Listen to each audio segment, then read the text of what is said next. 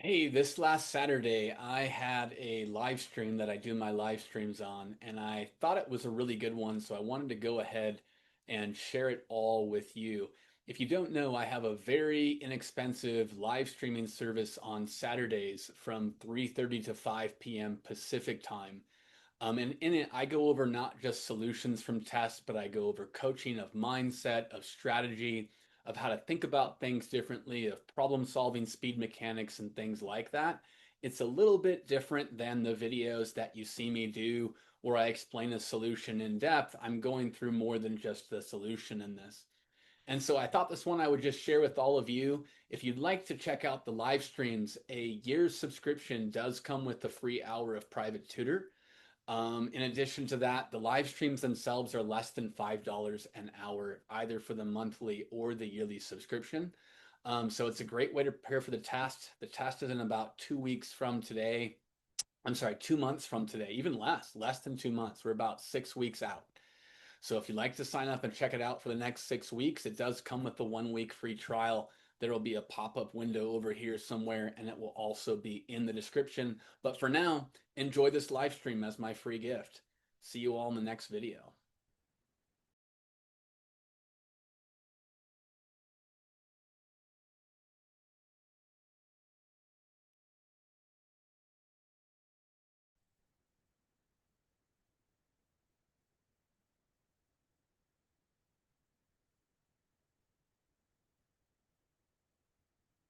Okay, I think that we are good to go.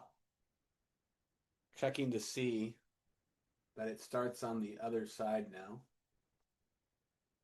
And I don't yet see it over there. Let's see if it changes in a moment. And then we will get started on the 2018 AMC 10A. That is going. This I don't see. I'm gonna refresh.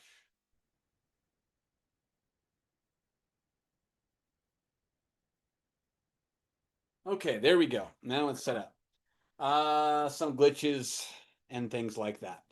So the plan now is we're gonna do 2018 10A and 10B. And then we're going to go, this is 2018. The next ones we will do will be in the 2021s. I don't know we'll do all four. We'll probably do two 2021s. And then we'll probably do last year's contest. Because we only have 6 weeks now until the contest. There will, of course, be that we will go back to ones that we skipped over in the beginning and do those as well post contest because it's obviously an every month live stream thing. And that can help you start preparing for the following year. So yeah, just so you're aware of the rough game plan I have. The reason I'm doing these is my Friday class is not going to do those. And so since they're not, if they're in this class, they would be able to get them from here.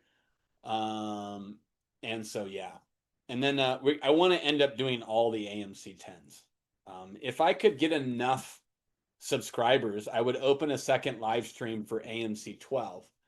Currently, I don't quite have enough, so I'm actually losing money doing this each month, and that's fine. I anticipated that. But I'm going to still hold on to it and keep trying to get this platform to work. So if you have friends and you refer them, that would be awesome. Let's close this out and continue. Annotate clear screen. I think I will do what we've done before, and that is at least go through the first 10 at normal speed. So I'm going to pause share while I pull up a stopwatch. And I may make errors in this process. I don't know. I do every once in a while make errors as well. So let's get a look and go. Okay.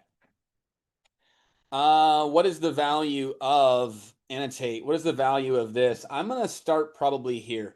That's 1/3 plus 1 is 4/3. Flipped upside down is 3/4 plus 4/4 is 7/4. Flipped upside down is 4/7, 11/7. B. Lillian has 50% more soda than Jacqueline, and Allison has more than Jacqueline. Okay, so I'm just gonna assign Jacqueline has 100, so Lillian will have 150, and Alice will have 125. It's more and more. Check to make sure it's more. So the relationship of this is 6 times 25 and 5 times 25. So basically, it's an increase from 5 to 6, which is 1/5. So it's 20% more for Lillian. As a double check, if I take 10% and double it, it is 25, which makes the gap. 3, a unit of blood expires after this many seconds. Yazin donates a unit of blood on January 1 at noon. On what day does his unit of blood expire? That's in seconds. So I'd probably going to need to do 10, 9, 8, 7, 6, 5, 4, 3, 2. That's the total seconds.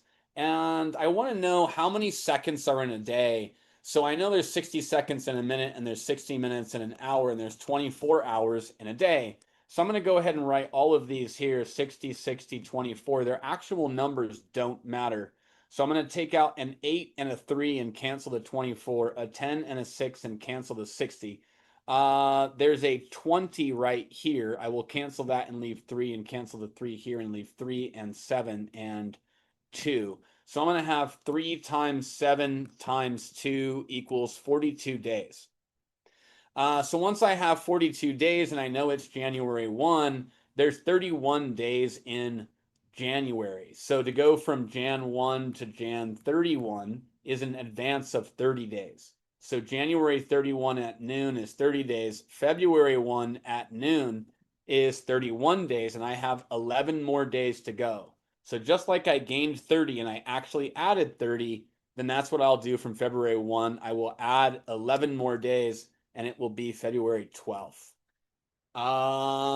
Making sure that's right. 31 days gets me 30 days gets me to the 31st. 31 gets me to February 1st. 11 more days is 1 plus 11 is 12. Just like one. Yep, just double confirming because it's a weird problem. Next one, let's go down. How many ways can a student schedule 3 math courses? Trying to get annotate to come on. Algebra, geo, number theory, A, G, N in a 6-period day. If no 2 math courses can be taken in consecutive periods, what courses the student takes the other periods is of no concern here. I'm going to make cases. So we're going to go X blank, X blank, X blank. Now we're going to move this X over, but keep the other 2 the same, blank, blank, X. Then we're going to take this X and move it here. So it's X blank, blank, X blank, X. Next, we're going to have a blank here, X blank, X blank, X. These are the only 4 ways to set up the math courses. So it's going to be 4 times. Then we're going to arrange the math courses in 3 factorial ways. So 4 times 6 is 24. 24. The other courses are of no concern. We don't care. All right, next up. Alice, Bob, ABC on a hike, wondering how far the nearest town is. Alice said we are at least this. Bob said we're at most 5. So Alice says distance greater than or equal to 6. Bob says distance less than or equal to 5.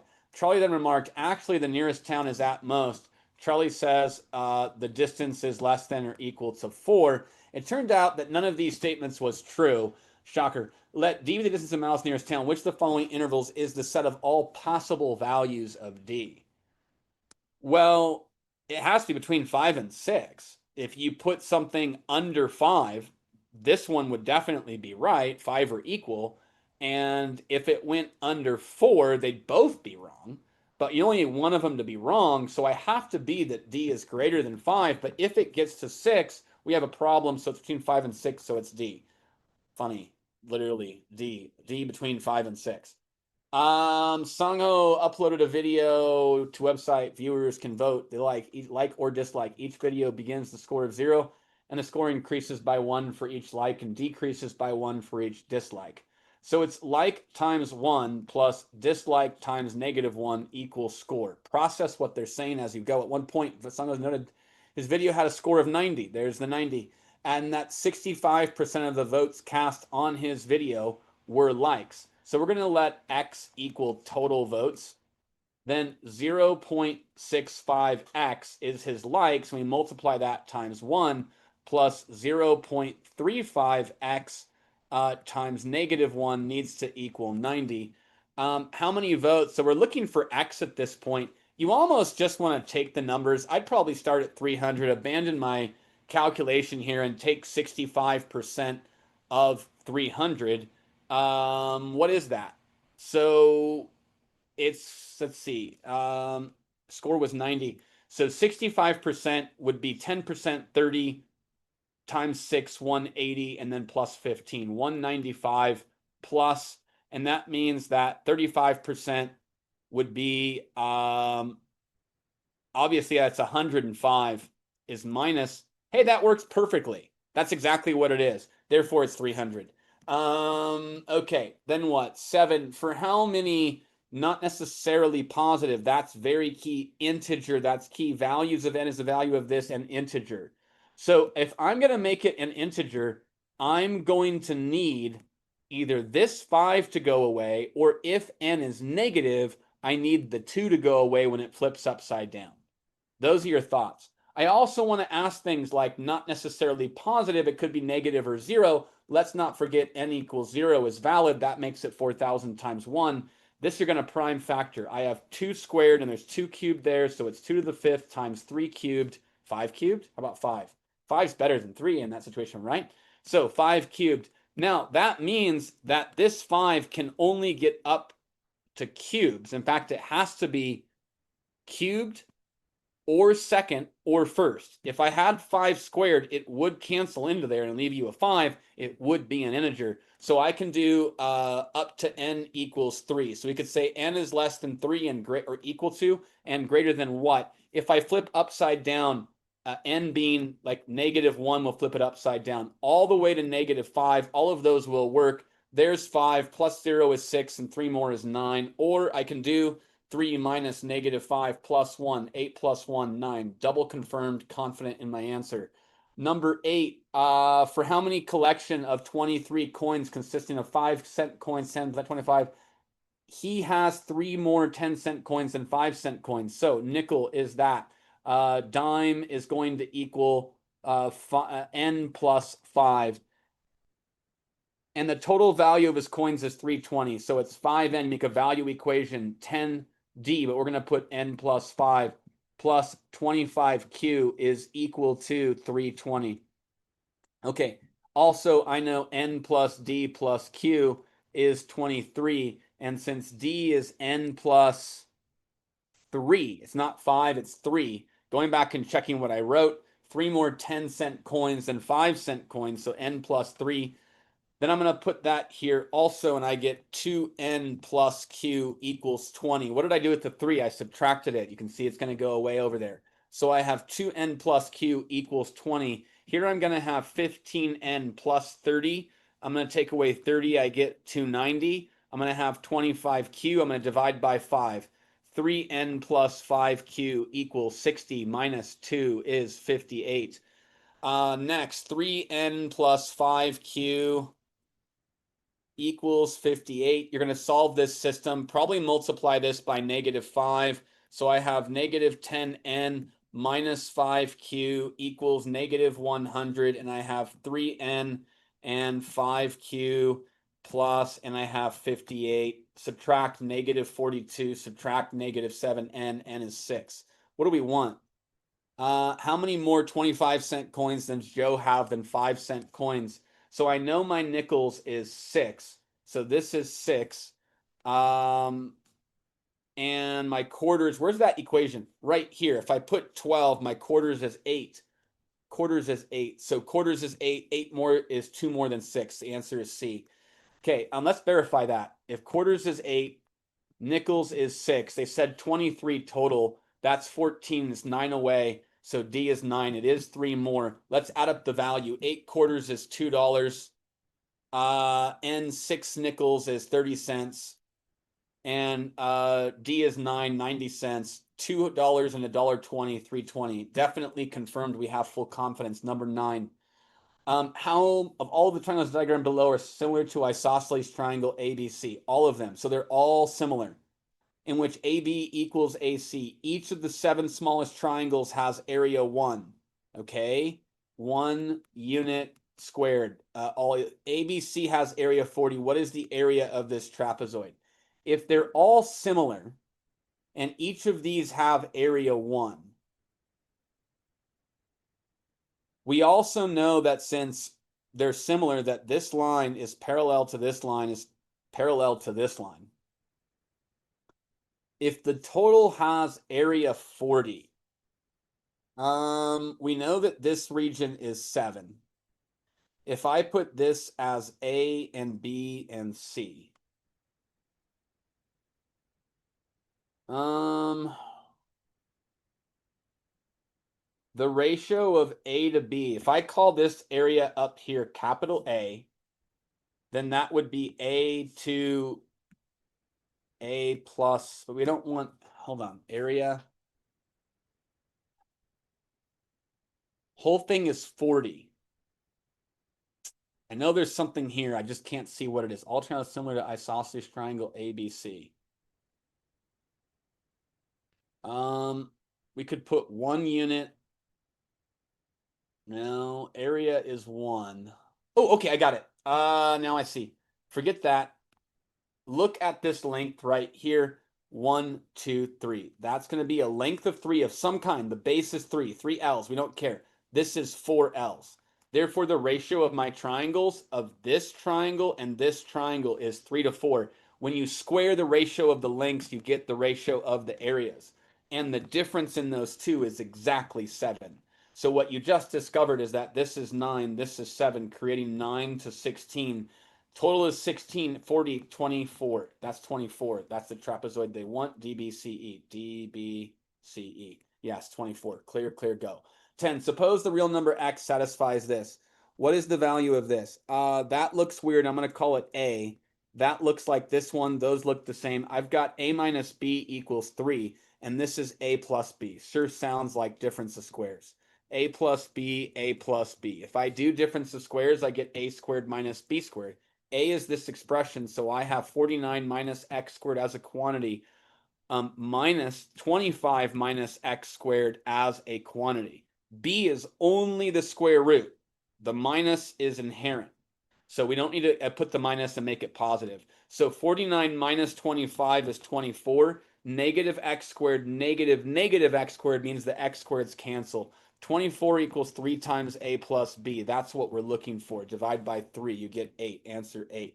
We'll stop there. I went really fast on those to show kind of what you would think, close to what you would do at speed. And so we'll pause there. It was roughly 13 minutes for the first 10 problems. Obviously, if I'm not explaining literally anything to anyone, that does still sound a lot like the internal monologue that I would have with myself during the test. You have to spot observations like this is the same as this, and you have to ask why. Why are they the same? Maybe I can replace the thing that I don't like, because who likes looking at this? Oh, I love that expression. No? Then replace it with something simple like A, because it allows you can consider this to be a bird's eye view. Instead of saying right above the game board right here to look, you want to be way up here, and maybe you can't make out from that height what this is, but you know it's a thing, and there's another thing here, and we're subtracting those things, and they're not the same thing, they're different. It's a higher conceptual level. It gives a better idea of what to do. When you see an A minus B and an A plus B, you should possibly consider difference of squares. They're literally the two factors in the difference of squares, and that solves the entire problem. Okay. Because all of the triangles are similar, and I know that this length, this length, this length, this length is equal to this, this, you know the total area is 7, which means each triangle has, we already knew it, each triangle has area 1, and since they're all similar, they have to have identical bases. We don't know what this base actually is. It doesn't need to be 3. let's say, for instance, that it's 3 root 7, and it looks like this. And then when I keep going down, that this is 4 root 7. I don't know that it's that. It could be. But the ratio of the bases is now 3 root 7 to 4 root 7, which is still a 3 to 4 ratio. Don't think it has to be exactly 3 like centimeters or inches. It's 3 units. Maybe our 1 unit is equal to root 7. We don't know. We don't really care. It could be anything, pi, e, some random number. The point being, regardless of which, you have a ratio of lengths 3 to 4. When you see similarity, you want to think of the following small notebook concept. This is your dominant concept for all similar shapes. All lengths are in the ratio of A to B. Your dominant thought for everything similar is find a ratio of lengths. Find a ratio of lengths. It's going to be the basic level of similarity that you're usually going to work with. They sometimes give you a ratio of areas. Say they said it was 64 to 81. And I don't want to use 81. Let's use 64 to 625. And they say this is the ratio of the areas. How would I get from a ratio of areas to what I want, which is the ratio of lengths? We'll get there. All areas are in the ratio of a squared to b squared. So if you're given this, you still want that, and you need to generate it. So you generate it by square rooting a and square rooting b, giving 8 to 25. That is your ratio of lengths. Then if I had a three-dimensional shape and I went the ratio of volumes, it would be the cube of that, a cubed to b cubed. Sometimes on contests, they'll have you start here and end here. But you're like, well, how can I do it if I don't know a to b? Correct. Which is why you first get to a to b, and then you expand back out to a cubed to b cubed. So be aware of that. From there, once you know that you're in the ratio of 9 to 16 because you squared 3 to 4, and you know this is 7, you can call it 7 units squared. We don't know what they are. Maybe they're centimeters squared. Maybe each unit is equal to 1.12 centimeters. We don't know. But it's 7 kind of units, some kind, we don't know. They don't say it's 40 something, right? It's just 40. So don't worry about the units in a problem like this, and don't think that it requires, that it be some unit that you recognize. Since 9 is up here and this is 7, clearly the sum of 9 plus 7 really is 16, which means that these are the actual areas, 9 and 7. And therefore, this must be 24 because 9 plus 7 plus 24 needs to equal 40. And that's how you get that. As always, feel free to ask questions in the chat. Other ones, on 6, you'll notice I started making an equation, and then I abandoned and did guess and check. What made me do that? The fact that all of these are in 100. In fact, it probably could have been a lot easier. What's 65% of 100? 65. That means if you have 200, you have 2 times 65. 300, 3 times 65. 400, 4 times 65. What made me start with B? First off, you have to think how they will place the answer.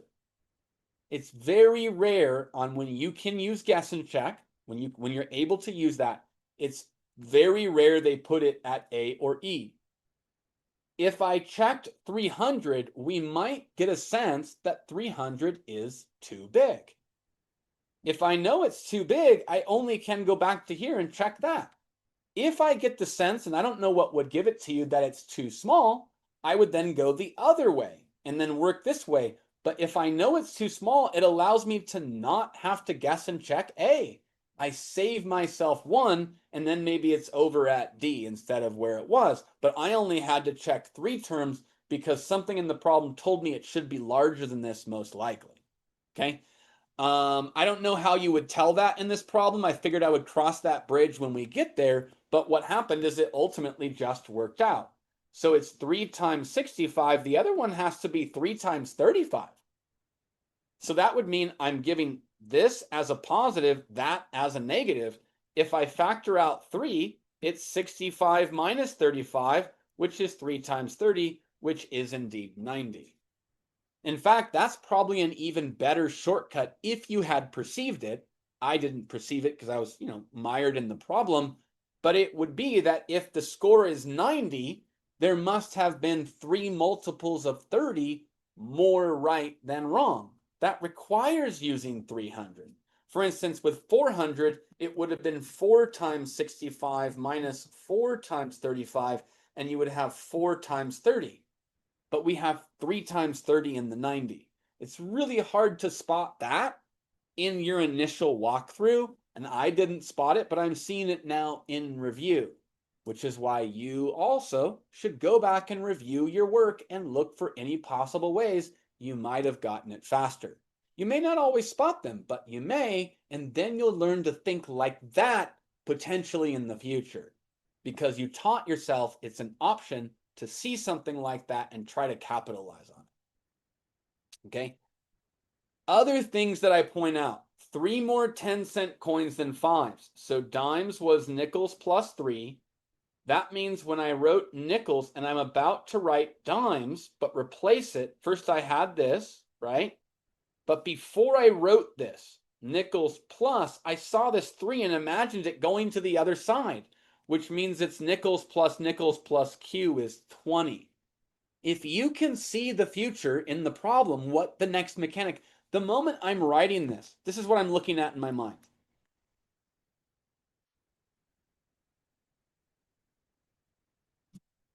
As soon as I see this in my mind, I go, why are those numbers the same? Oh, I can subtract. And then I know it's 2n plus q equals 20. You're not going to always spot those, and you have to be careful. What allows me to spot it? A massive amount of experience. Just solving so many problems and equations that you start to train yourself on speed, and you catch those kinds of things. So the more problems you solve, the greater your speed will be. Don't just worry about speed of processing the problem. Think about your speed of processing the calculations. The calculations are the best way to pick up speed, because essentially you're only down to a mechanical error. Whereas up here, you have a conceptual error. When I'm reading, am I really understanding what I'm reading correctly? It's a lot easier to make a conceptual error than it is to make a mechanical one. It's not that you won't make mechanical errors. It's just the rate is much lower under the pressure of time. And if it's not much lower, work on your mechanics. Work on solving basic equations every day. You can go ask ChatGPT to give you 5 equations or 5 sets of a system of equations with 2 unknowns, or you can go find a handout, systems of equations, linear equations solving, and go work on it as long as it has the solutions. Just Google it and find something online that has those. Okay, and then when you do them, try to do them at breakneck speed, basically as fast as you can possibly go, and then you'll learn how fast you're going that leads to error, and you'll slow it down just slightly from there, but push yourself to your limit. You won't know your limit if you're not practicing going at speed. Okay, A, B, and C, again, we said this, and we said this. If you think about it, any number less than 5, 4.9, 0, 2, all of these make that a true statement. So therefore, it has to be not less than 5. And what is not less than or equal to 5 is greater than 5. Further, if it's more than 6, right, you can just think about these things. If you can't think about it, go like this.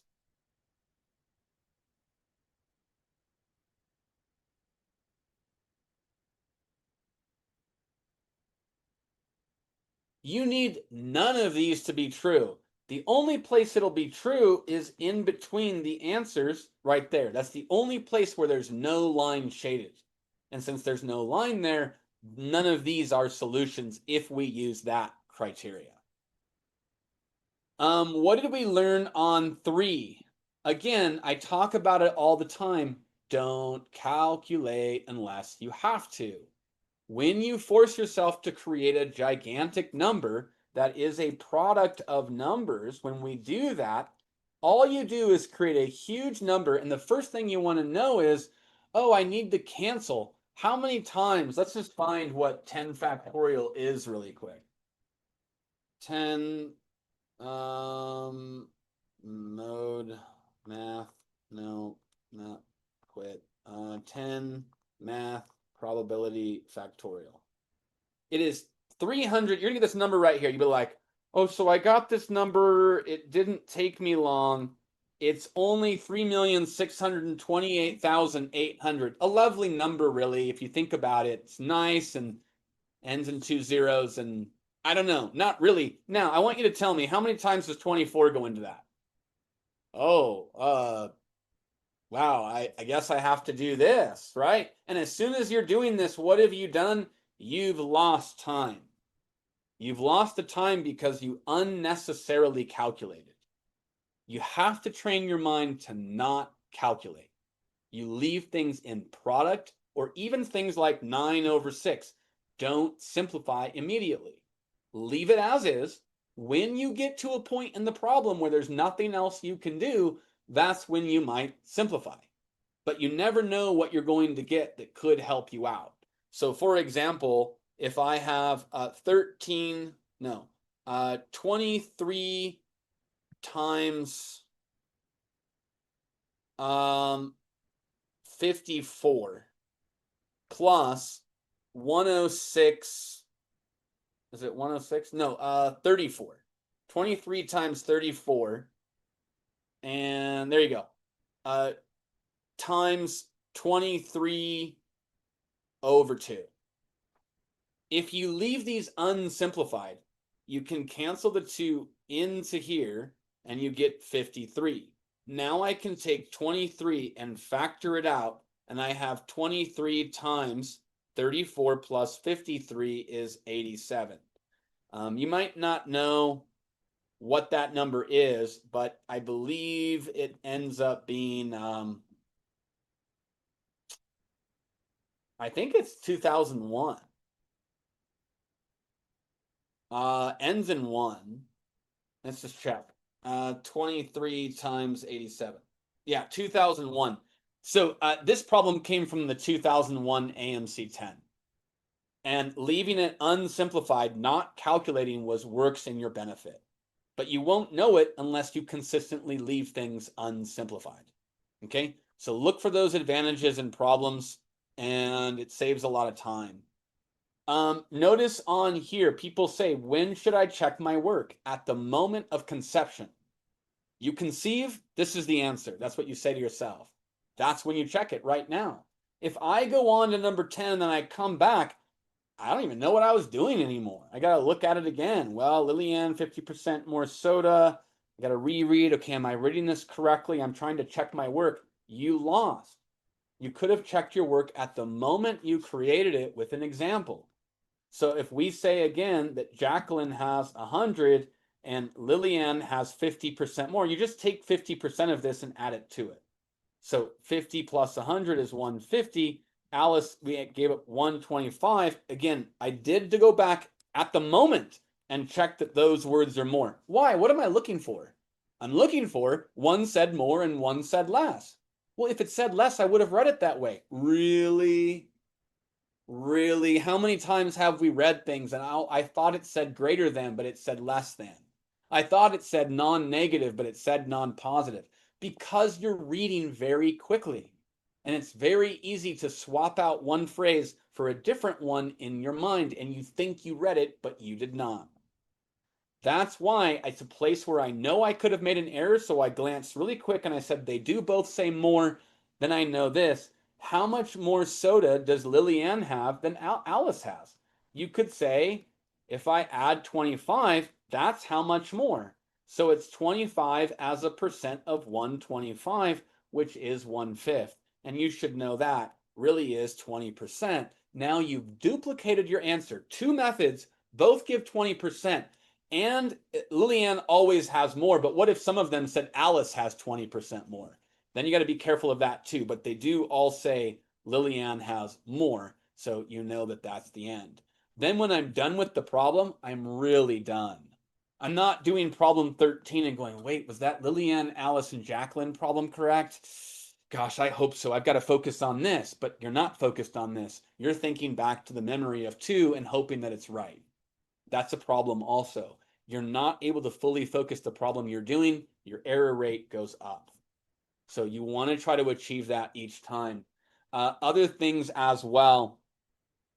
When you're here, 2 plus 1 to the negative 1, that's 3 to the negative 1. Everything to the negative 1 is its reciprocal. So you have 1/3. I didn't even finish writing because I look and I see 1.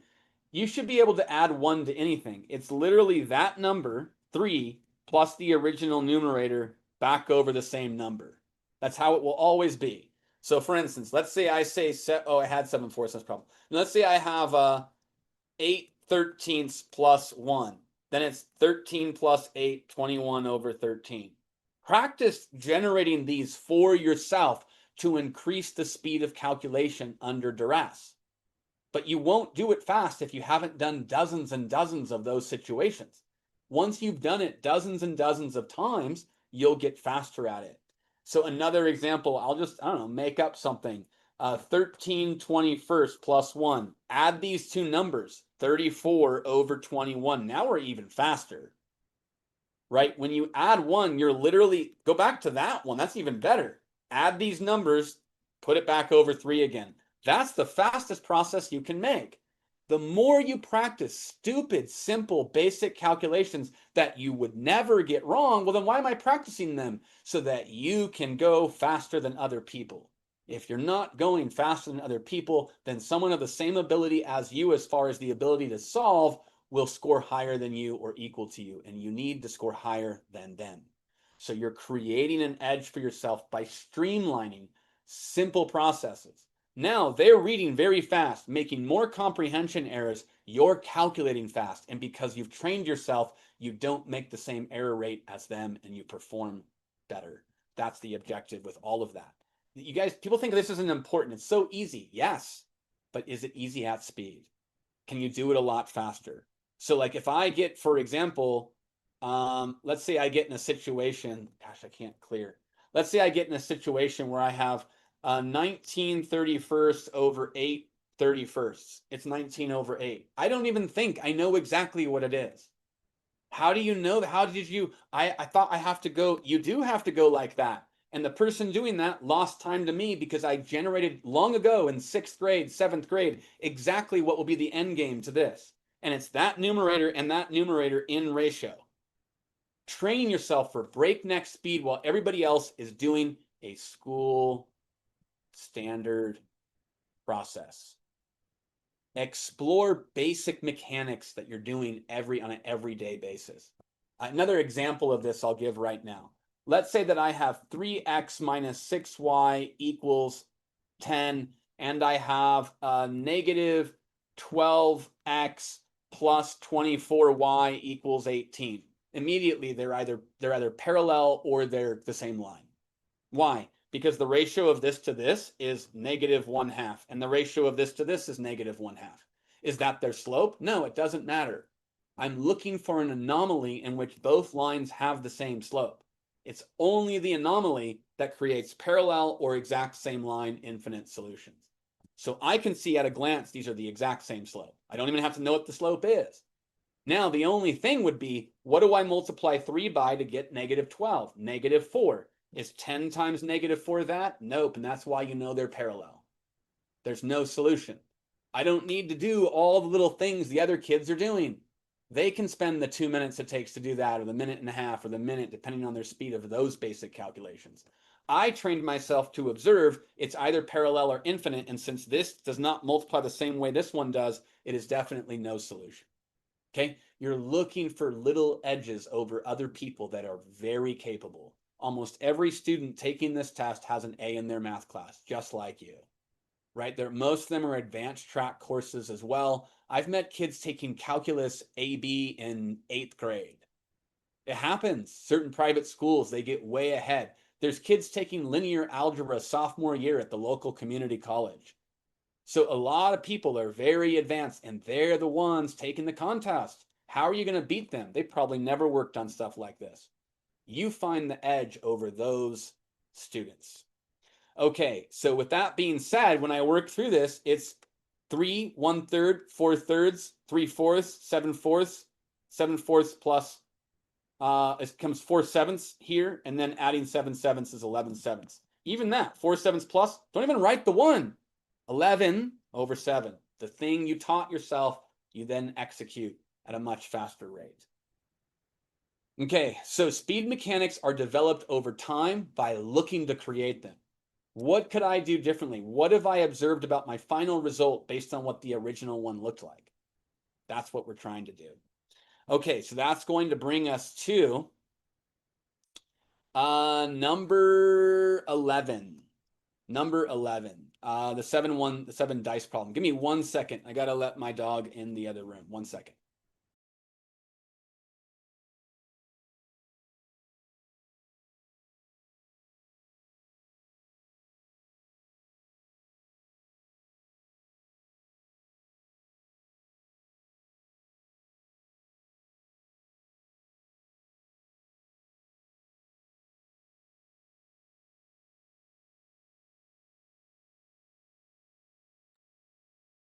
Okay. From there, we will continue. When 7 fair standard 6-sided dice are thrown, the probability the sum of the numbers on the top faces is 10. Where to put this? All my surfaces are cluttered. Okay, can be written as this. Okay, so you're throwing 7 dice. The probability the sum is 10. Man, there's got to be so many ways that this could occur. How am I ever going to list them all? You know, if I try to go, my first case is 1 1 1 1 1 1 1. Okay, and then I have 1 1 1 1 1 1 2 1. Really? We got to perceive in our mind that's a dead end. We need something else. So something I taught myself is that all dice problems have symmetric outcomes. What do I mean by that? Let's look at briefly to prove this. Well, not really prove it. You're going to establish the concept, but you're not proving it with this. Let's do the sample space for 2 dice. Always think of dice as different colors. So 1, 2 is left die 1, right die 2. If you think of them as red and green, it's a red 1 with a green 2. Then you have 1, 3, 1, 4, 1, 5, 1, 6. Your next column is red 2, green 1. This is different from this. They're not the same. In this one, the red is 1. In this one, the red is 2. That's different. So that's why there's 2 of those. Well, why doesn't that happen with 1, 1? Try switching it. Red 1 with green 1. Now switch. Oh, also red 1 with green 1. That's not a switch. That's the same, whereas the other one is clearly different.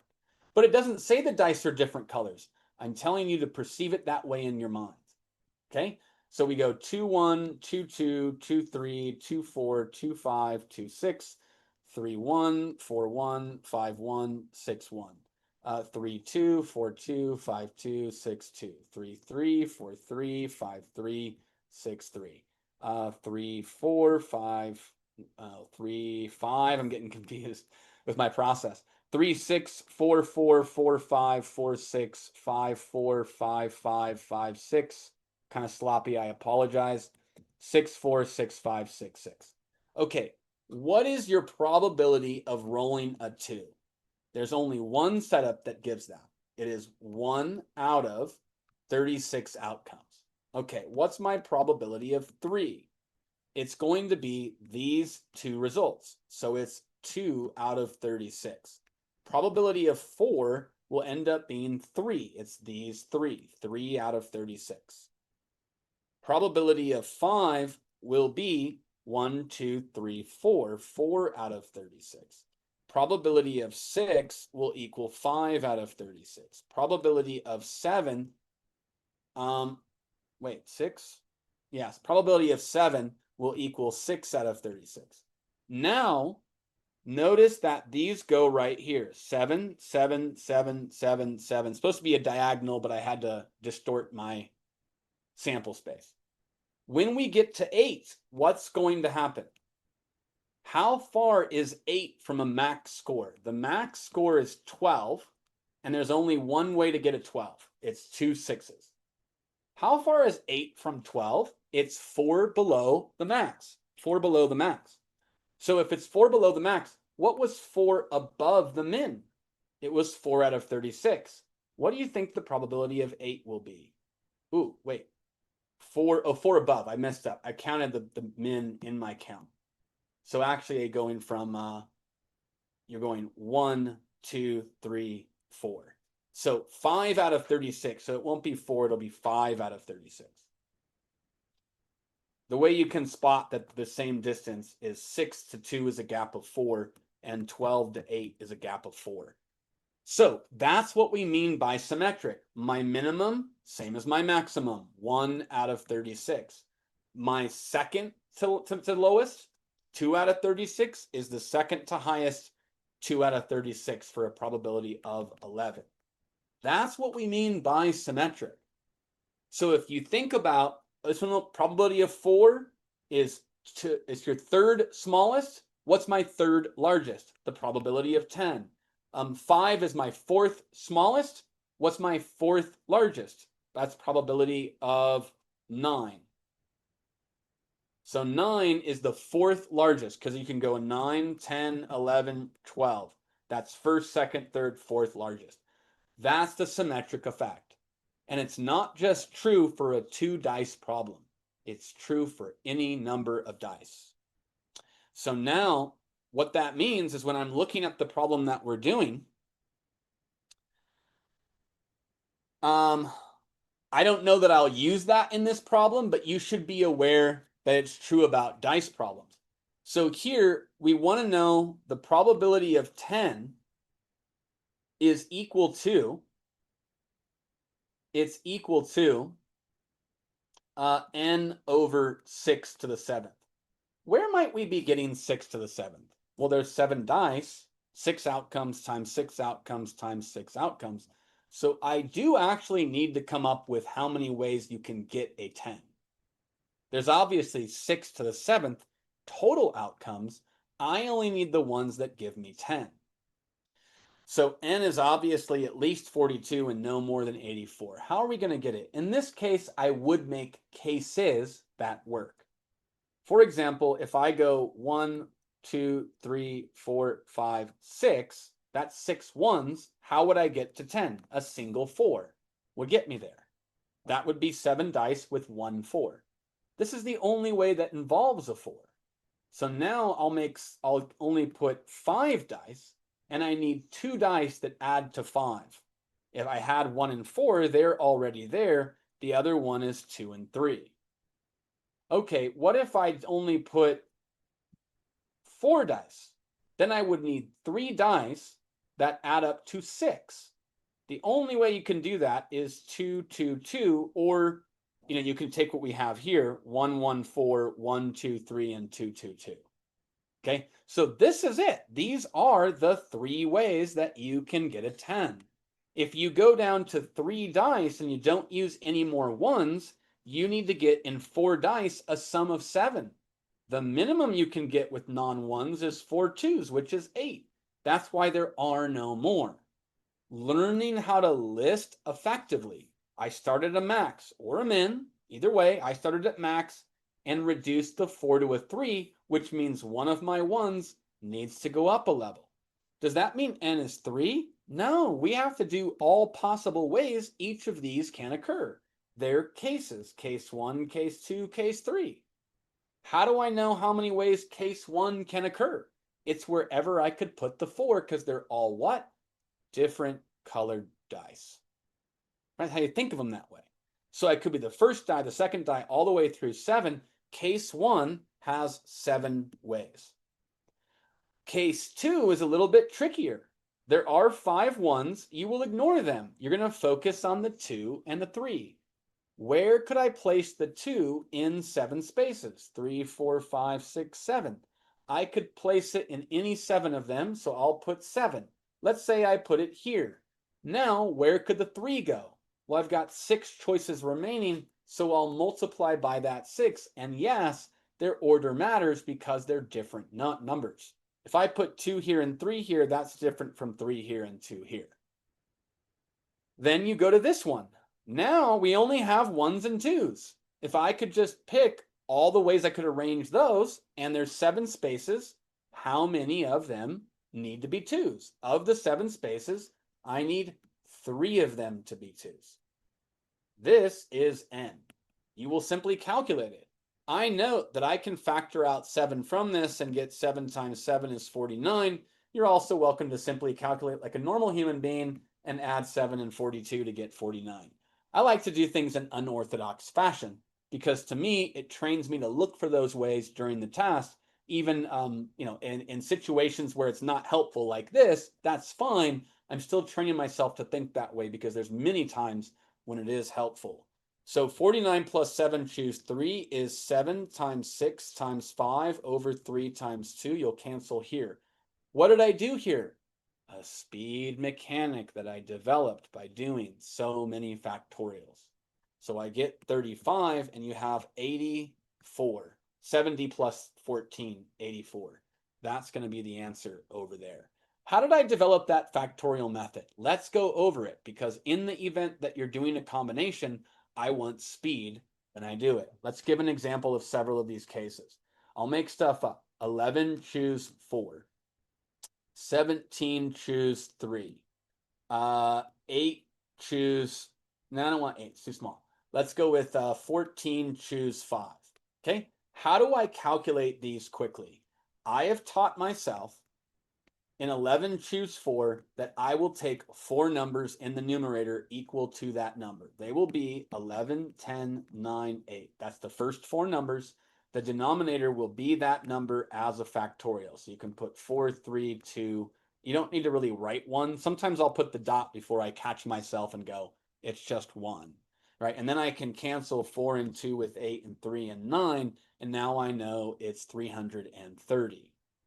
Why does that work? Let's look. It's really 11 factorial over 7 factorial 4 factorial. So when I write 11 times 10 times 9 times 8, the next thing I write is 7 factorial.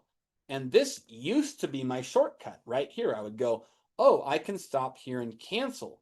Over time, my brain observed that there's 4 numbers here. And isn't that intriguing that it's equal to that number? So you say, well, then you put that here, and that's how you're getting this. But what if the number went over the halfway point? Let's say I had 8, choose 5.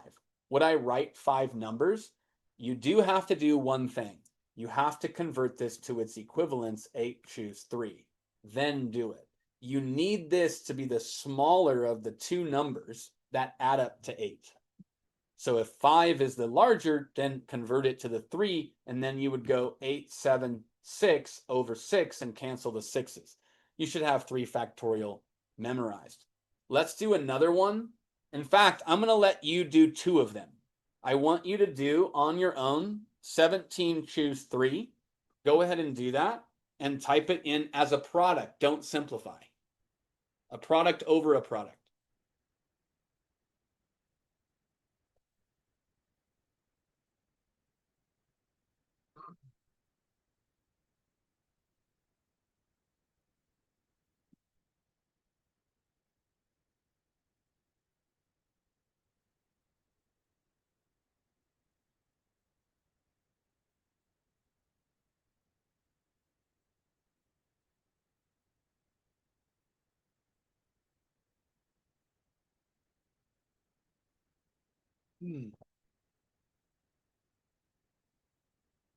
Due to the time delay. There we go. Very good. I'm not sure if anybody else is there at the moment. That's correct, just like that. Okay, I'll give it about 20 more seconds in case someone else is there and wants to join in the chat. Probably not today. Okay, so then on this one, it would be 14 times 13 times 12 times 11 times 10 over. And the other thing I'll do is this. I'm going to clear really quick. So 14 choose 5. 14 times 13 times 12 times 11 times 10. As I'm writing 5 factorial, I'm going to split it up and put things under where they will cancel. 4 times 3 to cancel 12 and 10 here. That's also a really good skill to know too. If you can see all the numbers in your mind that make up the denominator, organize them for easy cancellations. There's nothing that cancels with 5 except 10, so you might as well group it with the 2. Right? I wouldn't put it with the 4, even though you could. Okay, let's go back down and work on the next one. How many ordered pairs of real numbers satisfy the following system of equations? You have a couple options. I think for me, the first thing that I want to do is get rid of the outer absolute value here and here. If I get rid of it, I'm going to have to change the 1 to plus or minus 1. I'll make 2 equations. The first will be x plus 3y equals 3, an absolute value of x. I thought you were getting rid of it. No, just the outside absolute values, minus the absolute value of y equals 1. Another case would be x plus 3y equals 3, and the absolute value of x minus the absolute value of y makes negative 1. So how does that help? Well, it gives us a system of 2 things. Now, there is a weird thing that you can learn and teach yourself that goes like this. It's the a times the absolute value of x plus b times the absolute value of y makes c. These graphs are all diamond graphs like this. And it's really interesting, actually. There's a connection you can make with ellipses. In ellipses, an example of an ellipse equation would be x squared over 9 plus y squared over 16 equals 1. And an ellipse looks like this, right? Actually, it would be going vertically. Let's change the 16 to a 4.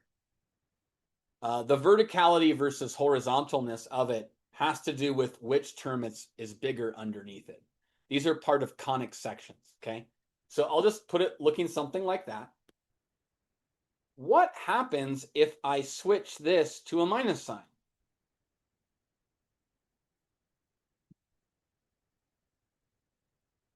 If I switch it to a minus, that graph is going to be like I cut this graph right in the middle, just like that, and I folded it out this way and this way. So imagine doing that, but the vertices are in the same location. Let's say I put 1 here and 1 here. Previously, they went towards like this. Now they're going to go out like this. That's what it will do. What if the y term had been first, like b absolute value of y minus a absolute value of x equals c? That one would break in a similar manner, but it would break this way. And your graph would go like this. How do I know that? Number one, it's in my small notebook because I developed it by going through AOPS books or past contests, making these observations and going, how could I do this faster? Because it needs to be competition ready. I don't want to do what I'm going to show you a non-fast way in a moment, but you can also upgrade your skill level to a point where you can do it much quicker by practicing graphing a lot of these. And then you'll be faster at that part of the process. They do come up about 3 or 4 times, major absolute value graphs on the AMCs. Often enough, there's some concepts that only appear once. You might want to know it for a speed advantage. What's interesting is what happens with the x squared over 9 minus y squared over 4 equals 1. That becomes a hyperbola. If I take all of the vertices, and they're sometimes called co-vertices, like this, and I put a box through them, like that. Okay? If I was to draw the hyperbola graph, it would have the exact same vertices and co-vertices, and I could make that same box. And then what we might say is that, just like with that diamond graph, that I could cut it in half right here. And when I do, if I grab those parts and I roll them around this way, now they look like this. And I don't know why I picture something like a hadron collider and electrons, and I've somehow opened the tubes and sent them this way. Doesn't really make sense, but it makes sense in my mind. And what would the graph look like that it creates? We don't have a lot of space here, so I'm going to use a different color. It would go like this, and it would go like this. But it's just like it's the ellipse on the inside, the same ellipse that I've cut right here and opened outward, a lot like these are doing. Very much the exact same way. This is how I connect ideas in my mind to make their combined memory stronger. So the diamond graph with the minus in the middle, it's like flipping it out. A ellipse with the minus in the middle is like flipping it out and getting a hyperbola instead of an ellipse. This is how I like to memorize things, by pairing them up with other ideas that are similar, and then I have a much stronger, I guess you could say, grip on that memory, so I can recall it much easier. Okay, so now let's go back to our problem of the two cases that we set up from here. If we have not thought about diamond graphs and their broken open cousins, like an inverted diamond graph, perhaps you might call it. Those are my names for the graph, by the way. They're probably not official mathematical terminology. It is what it is. I give pet names to things all the time, and I can do that because I have the freedom to make up my own rules. Okay, so how would I do this part? Let's pick out numbers. Let's say I wanted to graph this and I said, let x equal 1. So I make an xy chart. If x is 1, what could y be? Only 0, because only 1 minus 0 is equal to 1. Now I think, could x have been something different? Yeah, plus or minus 1. They both would come out to be 1. Okay, well, what if I made x plus or minus 2? Then I would have 2 minus what equals 1. The what is a 1. Now y could equal plus or minus 1, which means I just got 4 ordered pairs. So if I graph that one, I'm going to graph it over here. I have 1 for x and 0 for y, and negative 1 for x and 0 for y. I'm going to zoom down the screen. I need more space than what I have, clearly.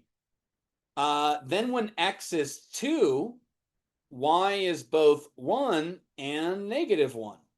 And when x is negative 2, y is both 1 and negative 1. You can clearly see, if you at least knew the majority of what was happening, some kind of graph that looks like this, you can see what it will look like. Okay? Then, what if I did the same thing with this graph? Now, if x is plus or minus 1, y would need to be plus or minus 2. Because I need to do 1 minus 2, 1 minus 2 to get negative 1.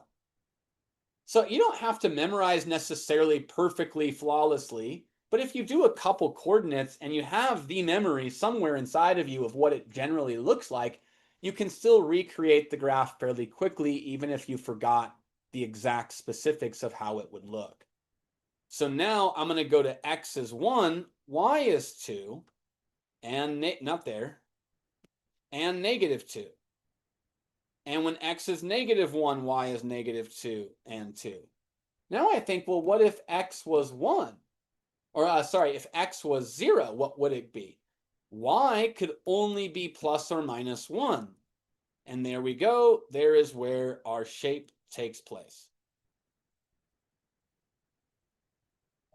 The longest way that you could do it, I'm going to come back to this one and go over, at least this is the worst case scenario. It means you did not find any fast way to do the problem. You're going to use absolute value mechanics. Absolute value of x is x if x is greater than or equal to 0. But it's negative x if x is less than 0. That's a small notebook concept by itself. Okay? So I'm going to go, what if quadrant 1? What if this equation right here is in quadrant 1? I would have x plus 3y equals 3, but the other one would become, all you would do is exchange x absolute value as just x and y absolute value as just y. And it would look like this. Well, where's the minus sign? It's part of the original. They became, because they are both positive in the first quadrant, it would look something like this. Let's graph not this one, but let's graph only this part really quick. I would go y equals x minus 1.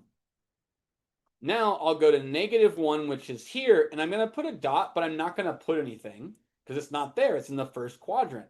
I will go up 1 over 1 to here, and there is my first dot. When x is 1, y is 0. What if x is 2? Y will be 1. If x is 3, y will be 2. And you're going to get this ray right here. It corresponds to this ray in red right here. Where did that part come from? That part comes from this one in the first quadrant. So if that one's in the first quadrant, I'm going to get x minus y is negative 1. And x plus 1 is equal to y by switching their two spots. That means my y-intercept is 1, just like it is here, and my slope is 1, and it runs a parallel ray to the other one. And you would repeat this for all 4 quadrants. What happens in quadrant 2? You would say x is negative. Well, we said if x is negative, that I write negative x. So this would become negative x. The minus sign still exists, and this becomes positive y, and you would graph this line. And what would that one look like? That one would look like, let's go a brown color, and it's probably going to be this one right here. Yes, there's that ray. And you would do this in all 4 quadrants, this in all 4 quadrants. Why not do it this way? Because it's the slowest of the ways. So when would I do it this way? When your brain's fried and you don't remember the formula and you're not thinking, for whatever reason, you don't recall something like this approach, right? Or you panic and you just go, oh man, I'm just sitting here doing nothing. I need to do something. All right, fine. I'll do quadrants. But keep in mind, there are times the quadrant method is really powerful and one of the best ways to start the problem, especially when you don't know what you're doing in an absolute value problem. So each quadrant has its own rules about x and y. So you'd have to figure it out for that. Okay? I'm going to clear screen. Oh, we're not done yet, actually. We have that graphed. Let's now go and graph in, what is this, dark red? We're going to graph in dark red x plus 3y equals 3. So I'm going to erase part of this. So I have some space to calculate that. It's going to become 3y equals negative x plus 3. Y is negative 1/3 x plus 1. So I'm going to go to 1 right here. That's my y-intercept. I'm going to go down 1, 1, 2, 3 right here. And that's going to be my line. I'll use the straight line feature.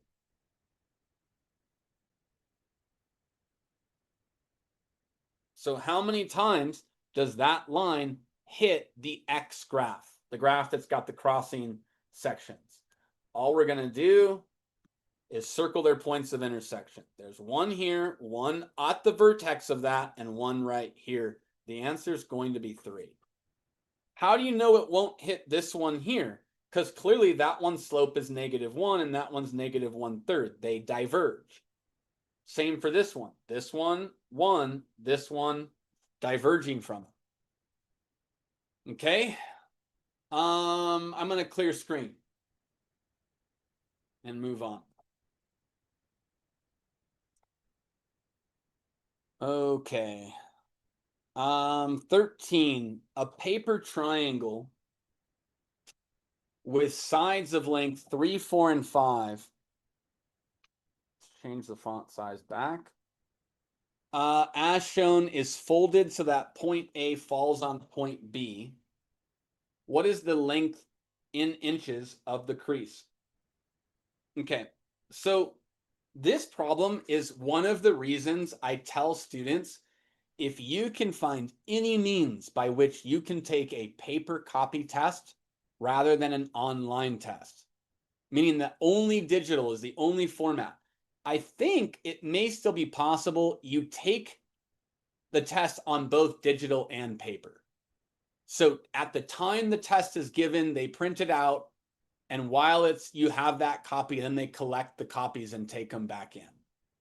And then what you do is you just put your answer digitally only. Why do I really want paper copies? Because I can take the piece of paper that looks like that test, and I can maybe draw, it's going to be on there already, and I'll hold it up to the light, and I'll like draw the crease right where they want it, something like this. Then I will unravel the paper, and that's the crease they're talking about, the one you kind of see there. And I can look, where does it hit my graph? Now, I don't have this diagram on here now, so I can't do that because I don't have currently a paper copy of this test. What I could do is, even if I didn't have a paper copy, what's a workaround? I will draw a quick, I need a place like a surface I can write on. I will draw a quick 3, 4, 5 triangle and demonstrate.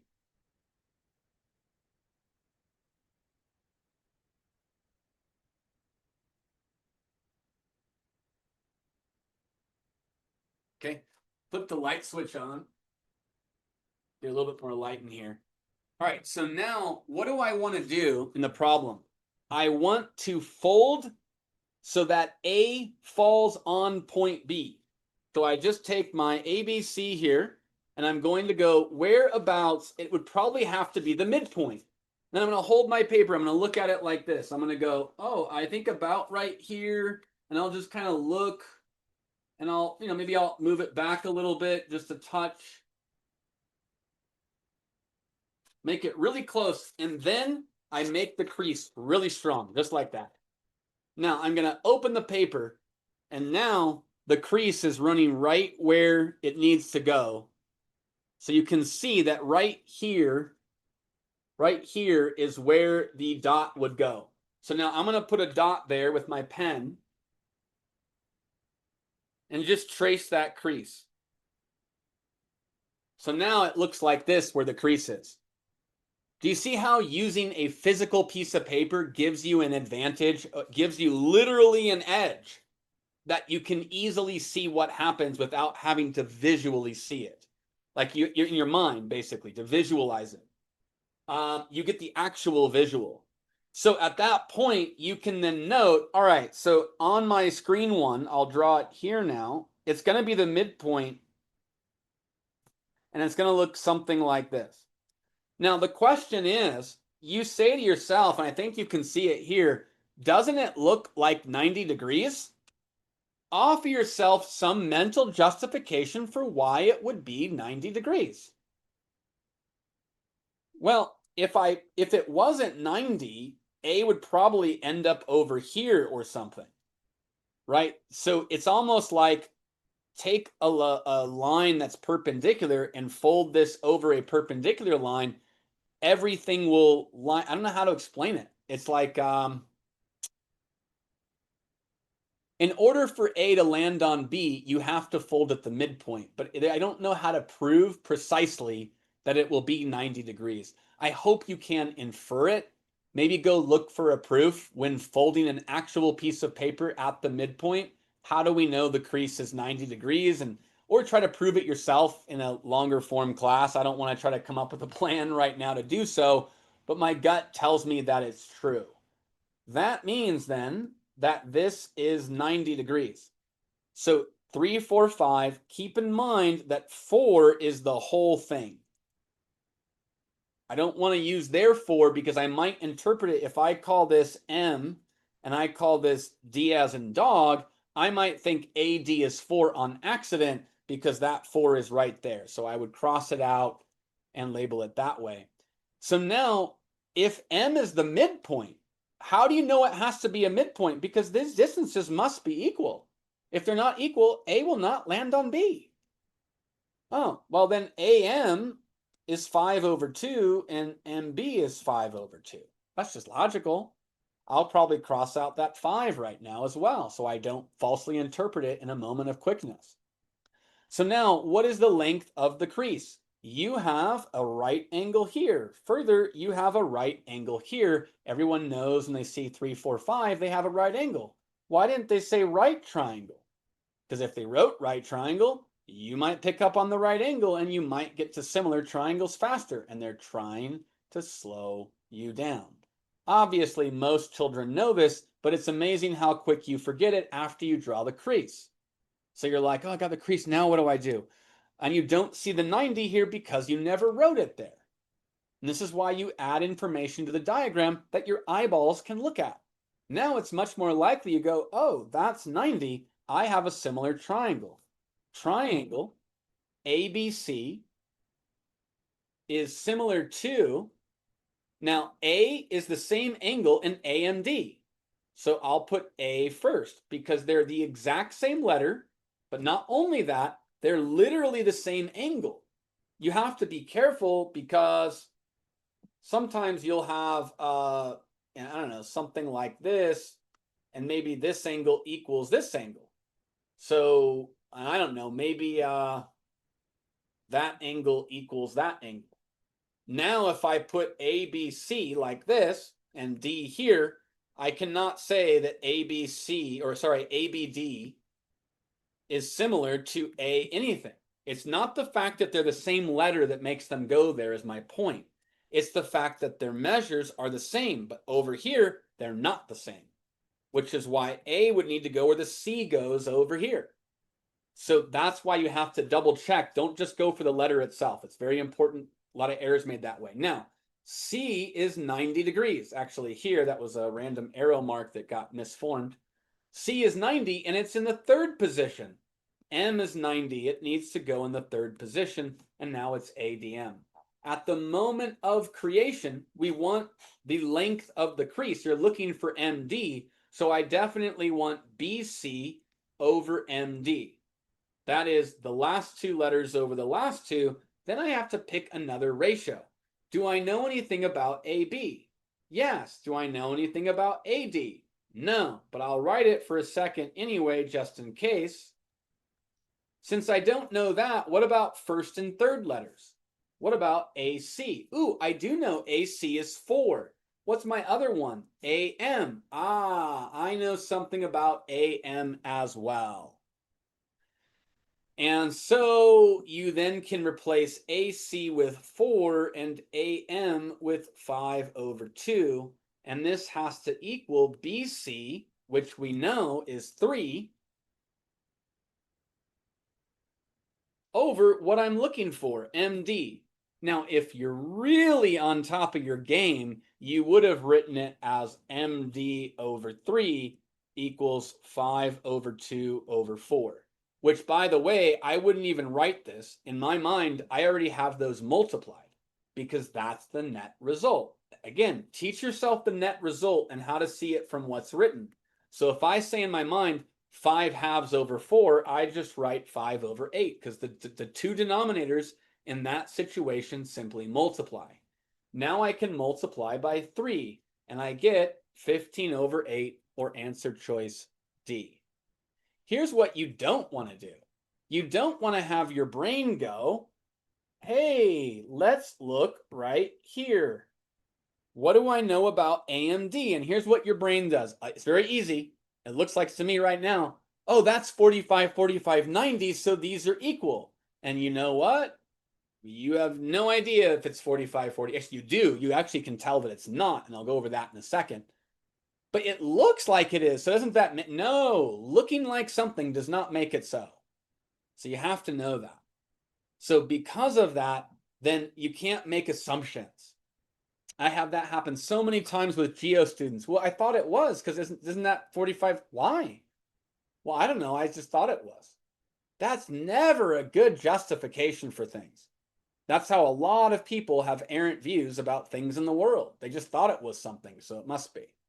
So be careful with all of that. Okay. That's all there is to it. It's 15/8. We've proved that. We're going to clear screen. I see no questions. I will move forward. 14. What is the greatest integer less than or equal to this? Now, I will be honest, when I solved this problem the very first time, I did not have as clean a process as I'm going to show you now. Okay. I did get it, but it was very frustrating as a question. This was like a major time sink because there's lots of things that you can do and not all of them help. And you don't know which of them will help unless you do them. So you do something and then it doesn't help, but it's helped in other problems. It just doesn't help in this one. So what I'm going to show you now is of the available solutions that are online, I found this solution to be the most efficient. This, by the way, is a very non-standard question. Okay, the greatest integer less than or equal to, in other words, floor function, round down. But man, like with those huge exponents, there had never been a problem like that on AMC before this point. And so many people struggled. I think it has like 18 or 19 different solutions online. So I don't know where to begin. So I'm going to say, let's let x equal 3 to the 96th. Then the above right here will become 81x because it's 3 to the 4th times 3 to the 96th, and that's 81. So now I'll have 81x over x plus, and we'll do the same thing for 2 to the 96th. We'll call it y, and then I'll have 4 additional powers of 2 here, which is 16y. Now you're given this, again, x is that, y is 2 to the 96th. Now you look at this and think about what you're seeing. You're looking at the form of the expression. This is a form of it at least. And you might also say something like, let a equal 3 to the 4th. Then this would be what? A to the 25th, because it's 3 to the 4th to the 25th, and the bottom is a to the 1st, or a to the 24th. 4 times 24 is 96. You could do it that way too. There's many forms that you can create. Okay? So I don't want to say what it is. I'm just going to go in with this one that I found to be the best, and you might try other ones on your own. What I'm going to do now is look at this and go, man, that looks so much like x plus y. I wish 81 and 16 were the same. And there's so many students who have that thought, and they don't go past that point because, well, they're not the same. I guess I'm out of luck. But strong students go, hey, the 81x can be split. I could make it 16x plus 16y plus 65x, because 65 and 16 is 81. Now, this right here could be split off. 16x plus y over x plus y plus you still need this over x plus y. Okay? So now, over here, you have 16 plus 65 times x over x plus y. Now, what is x? It's 3 to the 96th. And the denominator is 3 to the 96th plus 2 to the 96th. Which of these numbers is bigger? The denominator. Clearly, we added 2 to the 96th to it. It was the same number, but now we've added more to it. So if that's the case, and I write it as 65 times on the side, and this number right here, if I call it n, n is clearly less than 1. It's a fraction with denominator higher than numerator. Therefore, this is going to lower the value of 65. What if it had somehow been equal to 1? Say y was 0, for instance. It's not, but say it was. You would then get 16 plus 65. And that would be 81. That's right here. But they're not equal to 1.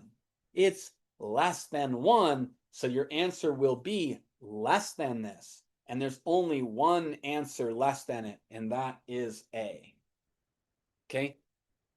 So that concept is a lot more. This problem is very difficult. You can get lucky with your thought process in the beginning, and you might stumble across something equally or not slightly less effective, but still get it pretty quickly.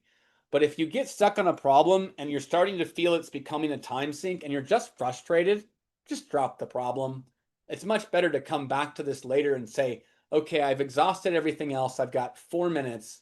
Maybe I can get this last one in 4 minutes and then try again, because now you've completed all the other ones you can, and you might as well try again on this problem, and a fresh set of eyes on the problem will help. Okay. Yeah, I'm gonna move forward. Oh, we only got a few minutes. So 2 circles of radius 5 are externally tangent. Really quickly, I'm going to drink some water. 1 second.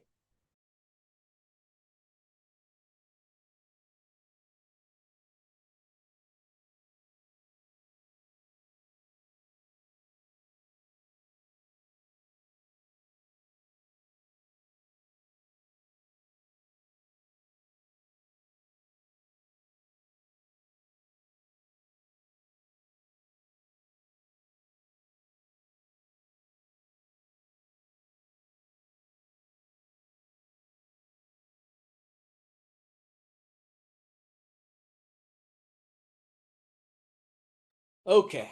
Sorry, it's like 16% humidity here or something like that. And so when you're talking all constantly, your throat gets really dry. 2 circles of radius 5 are externally tangent to each other. That's the A and the B.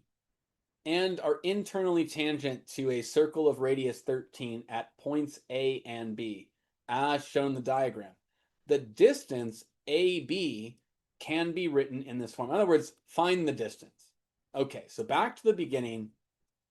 Rules of circles. Is there more than one? Connect their centers. So the big circle has a center about here. These two have a center about here. We're going to connect all of them. Those two will go like that, and clearly those are both 5 because it said their radius 5. Then I will connect to here. Let me draw that a little bit nicer. And we know this part is 5 and 5, but we don't know the other part as of now. Okay, we know it's 13 total, but that's all the way out to the edge. Here's another concept. If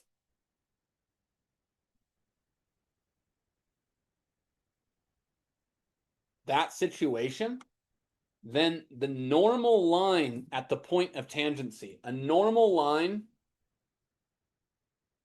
equals perpendicular line.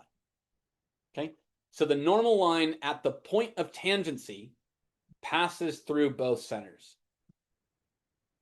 That's a small notebook concept. I don't have time to prove it because we've got limited time right now. It passes through the center of both circles. It has to. See if you can figure out why on your own. Now, because of that, I know if I extend this side right here, I'm guaranteed to hit A. And I know this is 5. A is the point of tangency. It's tangent at A and B. And this is also 5. That tells us what this is, 3. And this is also 3, because the whole thing has to be 8 and 8 in order that 8 plus 5 makes 13. So now AB does not show in my picture. I will draw it right here. And from there, we're going to calculate what we do next. we have similar triangles. How do we know that the AB is parallel to CD? How do we know that? We know that because they cut off proportional lengths. If I drew a parallel line here, here, and here, and this gives you 8 to 5, and that gives you 8 to 5, first off, if they do that, if lines create that ratio, the lines are parallel. So you're going to use similar triangles. So it's going to be 8 to 13, small triangle to large triangle, equals 10 to AB, small triangle to large triangle.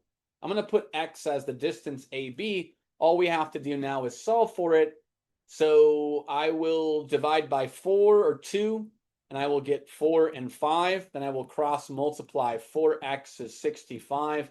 X is 65 over 4. Summing them together, we get answer choice D, 69. We will do the 2018 10B next, but we'll also continue on the 2018 10A. We may not get to the B next week. So yeah, actually, you might want to, I'm trying to decide what we'll do for tests after the B. I want to do the 2021s, but I also want to get to 2024. We may do one of the 2021s and maybe not do the other, and then do a 2024 test as well. That's going to be it for now. I will see you next week.